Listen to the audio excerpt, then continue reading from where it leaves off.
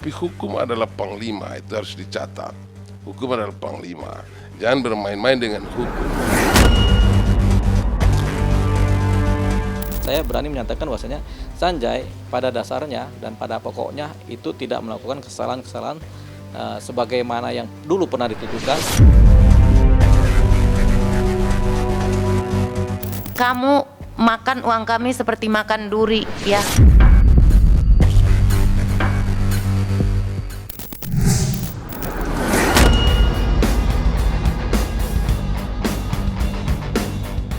Konflik yang terjadi antara member UMKM dan pengusaha Sanjay kini makin panas usai kubu UMKM melaporkan Sanjay ke polisi. Meski sudah dilaporkan, Sanjay bergeming tidak sedikit pun menunjukkan itikat baiknya untuk mencari jalan tengah menyudahi konflik dengan para member UMKM. Seperti ramai diberitakan, para member UMKM menagih Sanjay mengganti uang kerugian yang dialami para member usai berinvestasi di perusahaan yang dipimpinnya. Kuasa hukum keluarga Sanjay, Deo Lipa Yumara, membeberkan jika tuntutan para member tidak berdasar karena mengkacaukan pengertian antara investasi dengan tuduhan penggelapan yang merupakan ranah pidana.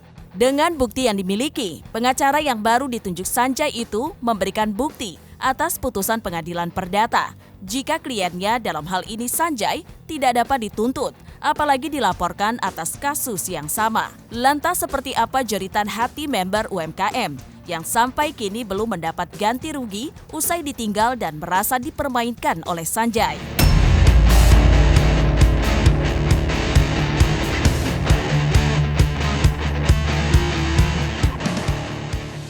Kita menunggu panggilan dari Polda Metro Jaya. Kami sebagai tim RAP tentu langkah hukum yang telah kami upayakan sampai dengan Mabes Polri dan pelimpahan sampai ke Polda, sejauh ini tanggapan dari pihak Pak Sanjay ataupun juga dari tim kuasa hukum sejauh ini belum ada yang kami terima.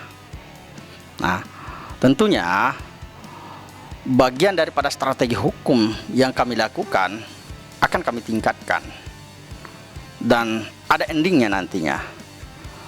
Tentu apa yang kami lakukan ini kami akan berupaya maksimal.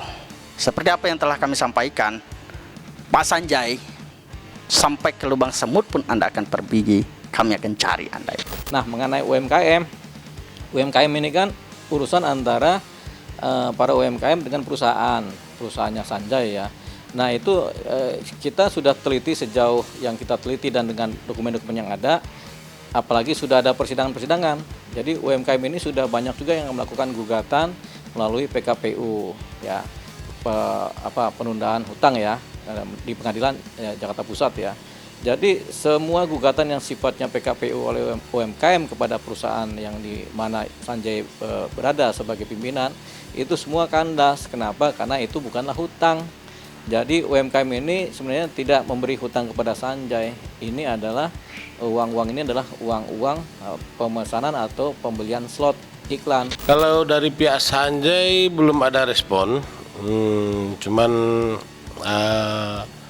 yang merespon yang enggak, yang saya lihat di media itu yang merespon yang nggak ada hubungannya dengan kita sebenarnya. Karena yang saya tahu Deo Lipa itu dia menerima kuasa untuk yang 55M, bukan yang 750M. Nah, gitu aja. Jadi Deo Lipa yang merespon, tapi dia merespon kan seharusnya dia merespon terkait yang dikuasakan ke dia kan nilai yang 55M yang ke Elsa Syarif.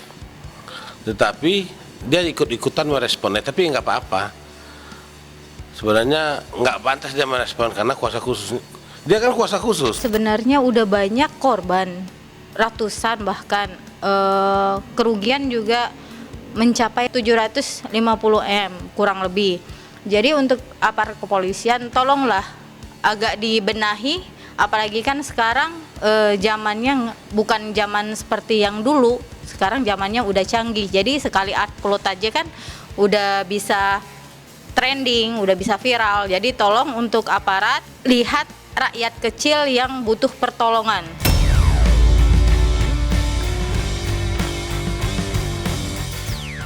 Sementara itu, kuasa hukum member UMKM Raidin Anom memberikan tanggapan tegas. Bantahan kuasa hukum Sanjay, Deolipa Yumara, terkait kasus Sanjay yang bebas murni di Pengadilan Surabaya. Atas putusan itulah, Deolipa menyebut Sanjay tidak bisa diadukan atas kasus yang sama. Adu argumen hukum pun tak terhindarkan antara dua pengacara senior itu. Terlebih selama ini, Sanjay seperti tenang-tenang saja. Sepatah kata pun tidak keluar menanggapi banyaknya laporan dan tuntutan ganti rugi yang disuarakan member UMKM. Lantas apa kata Raidin Anom atas sikap Sanjay yang terkesan tidak peduli dengan para member UMKM?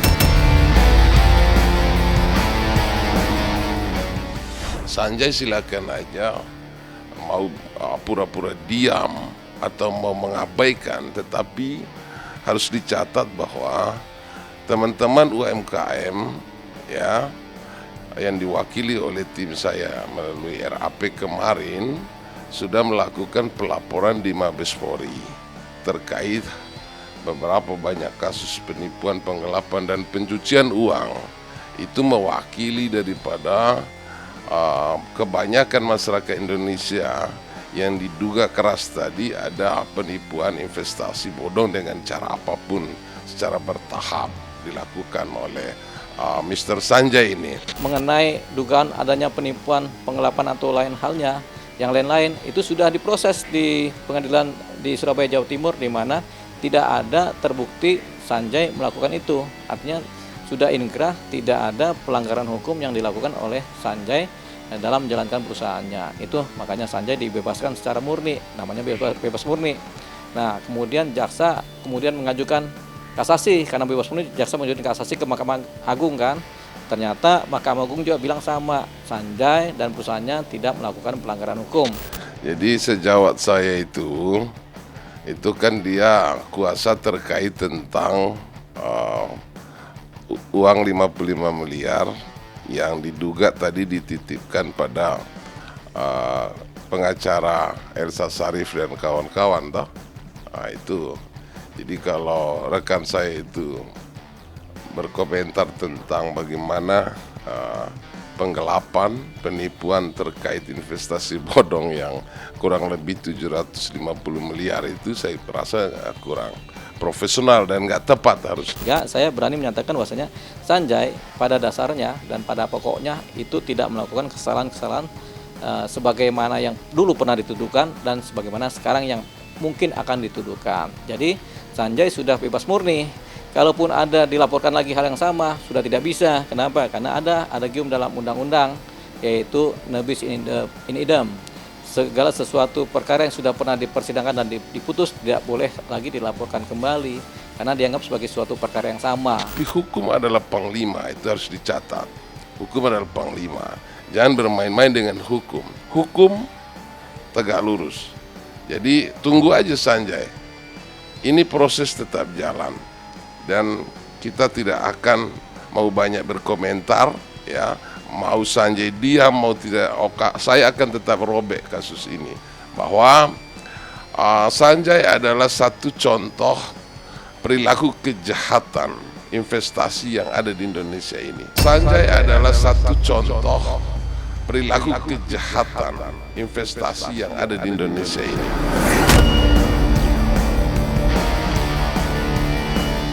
Emang Sanjay punya perusahaan di mana? Lalu siapa pelapornya di Surabaya? Ya, kan lokusnya jelas tuh beda. Ya, jangan samakan peristiwa hukum kejahatan yang terjadi di Jawa Timur dengan yang ada di Jabodetabek. Lah, ini teman-teman UMKM ini kan segala transaksi keuangan penyetorannya dan wilayah hukumnya juga ada di Jabodetabek. Ya, 1000 korban. Itu dia punya hak untuk melapor. Ya, bukan, kita nggak bisa mewakili setiap warga negara untuk mengatakan selesai itu dalam persoalan hukum. Karena peristiwanya itu berbeda, lokus delictinya juga berbeda. Itu demikian itu jawaban singkatnya dari saya itu ya.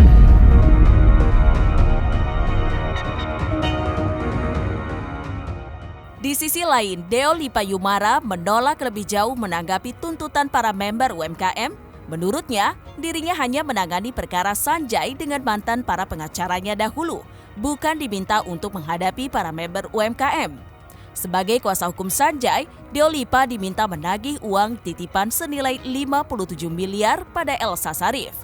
Deo Lipa mengungkap jika surat yang dikirimnya tidak mendapat respon. Karena hal itulah, ia akan melayangkan somasi 1 dan somasi 2. Jika kedua somasi juga tidak digubrisnya, maka tidak ada cara lain. Ia memastikan kliennya akan menempuh jalur hukum dengan melaporkan Elsa Sharif dan koleganya ke polisi.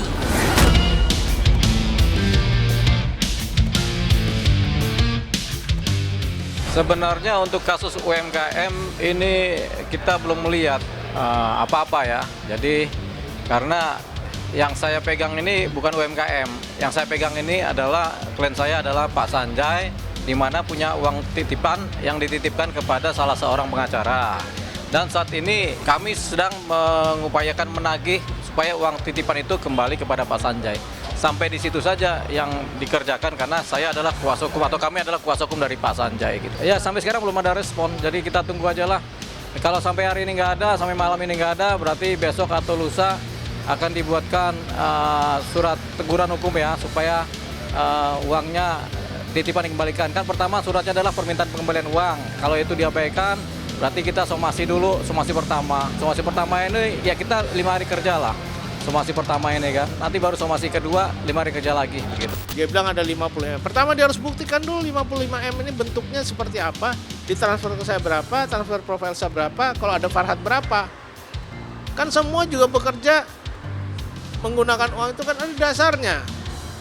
Adu bukti, dia punya bukti, kami masing-masing juga punya bukti.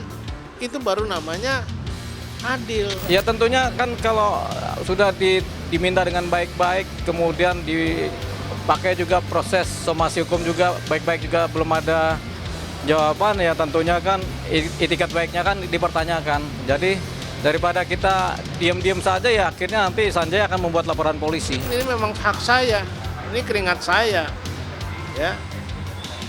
Jadi dikembalikan ke saya dengan ucapannya sendiri mau melakukan upaya hukum. Nah ini yang saya tunggu. Ini kan uang titipan diserahkan kepada Elsa Sharif ya, kepada si pengacara ini kan. Ya tentunya kepada yang bersangkutan aja lah. Kan ini kan uang titipan, jadi harus ditagih dulu, tagih. Kalau nggak ada ini berarti kan harus dilaporkan polisi. Nggak bisa kita bikin laporan polisi langsung. Kalau penggelapan itu 4 tahun, 5 tahun, 6 tahun gitu.